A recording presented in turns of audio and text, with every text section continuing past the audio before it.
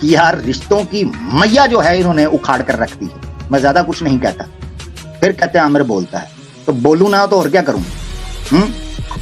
आप गंद करते हो तो उस पर बोले भी ना।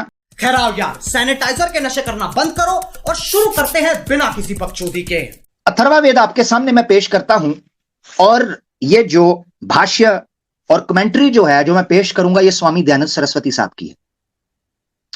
इसमें नियोग करवाने वाली महिला की, स्त्री की तारीफ की गई है, उसको अप्रिशिएट किया गया है। इससे हम बेस पकड़ेंगे, यानी नियोग को अप्रिशिएट किया गया है, एडमायर किया गया है, इसकी तारीफ की गई है। हाँ जी, तो यहां से शुरू करते हैं और वहां क्या कहा गया है जरा चलते हैं। आपकी स्क्रीन के ऊपर अथर्ववेद उसका पूरा हवाला है, और ये सत्यार्थ प्रकाश जो हिंदी वर्जन है उसके सफा 99 के ऊपर इस मंत्र को कोट किया है स्वामी दयानंद सरस्वती साहब ने। अथर्ववेद का खंड बनेगा 1, 4, 14 और इसका अनुवाक बनेगा दूसरा, और मंत्र बनेगा 1, 8, 18। उसका भाष्य लिखते हुए वो कहते हैं, ओ पति और देवर को दुख ना देने वाली स्त्री। अब देवर को यहां मैंने येलो हाईलाइट किया, उसकी वजह क्या है अभी बताता हूं।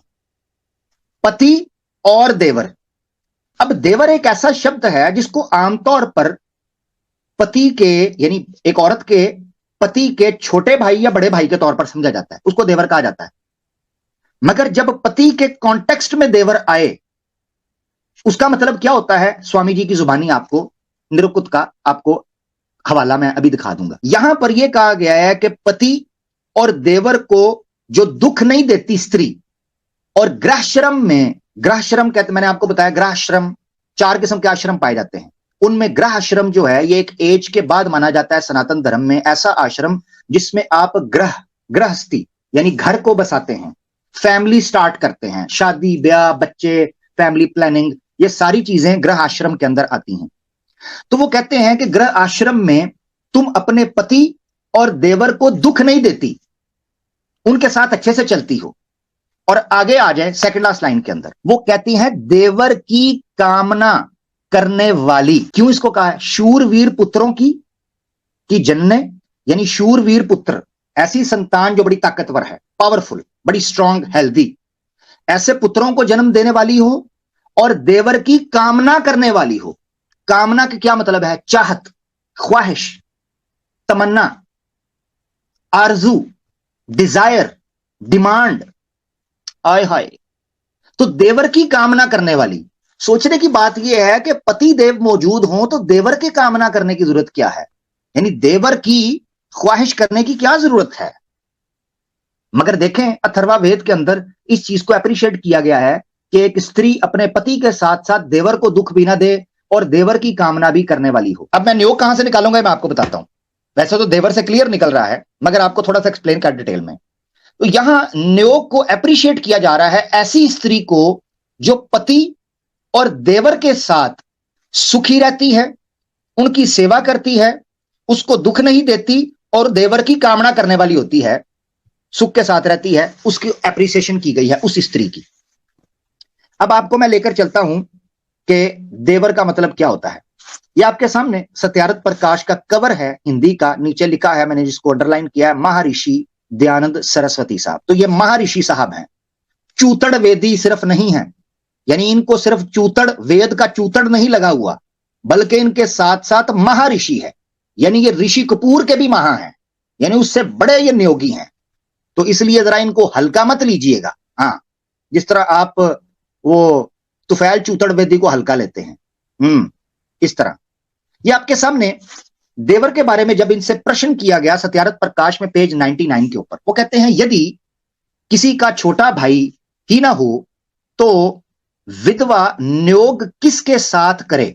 ऊपर प्रश्न लिखते हैं, वो कहते हैं कि अगर आप तो कहते हैं कि देवर के साथ नियोग करना चाहिए, तो देवर ऐसा होता है जिसके साथ नियोग होता है। तो अगर किसी महिला के पति का या किसी स्त्री के पति का छोटा भाई ही ना हो तो वो विधवा हो जाए तो वो नियोग किसके साथ करेगी।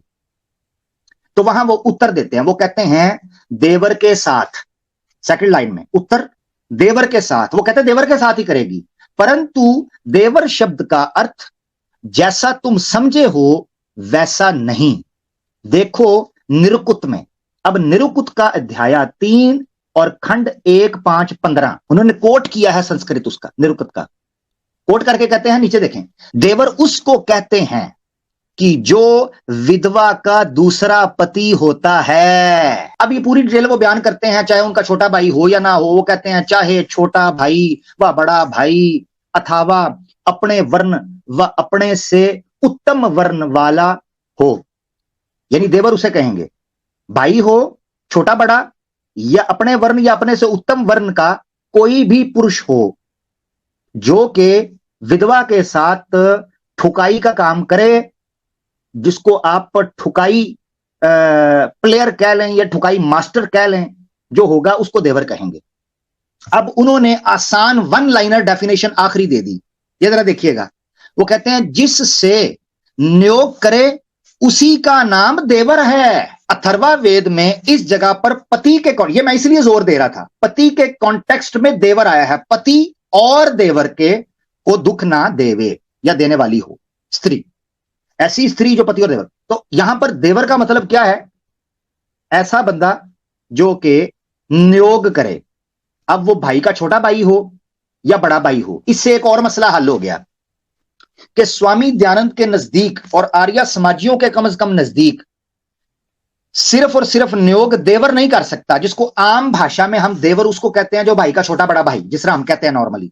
मगर संस्कृत या निरुक्त के अनुसार, और जब ये पति के कॉन्टेक्स्ट में आ जाए, तो उस वक्त देवर आपने सिर्फ उसको नहीं कहना जो पति का बड़ा या छोटा भाई हो, बल्कि हर उस बंदे को देवर कहा जा सकता है कि जो रात को बिना पैसे दिए कुंडी लगा के शोर शराबा करके सुबह नहाए बगैर चला जाए, उसको कहा जाएगा देवर।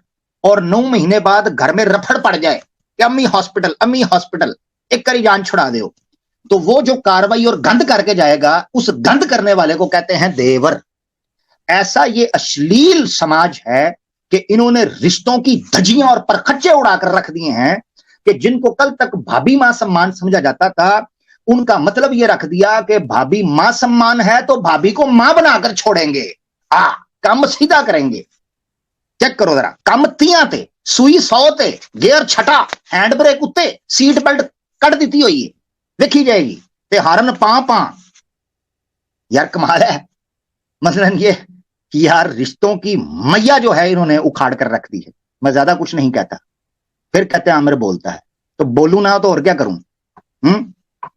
आप गंद करते हो तो उस पर बोले भी ना,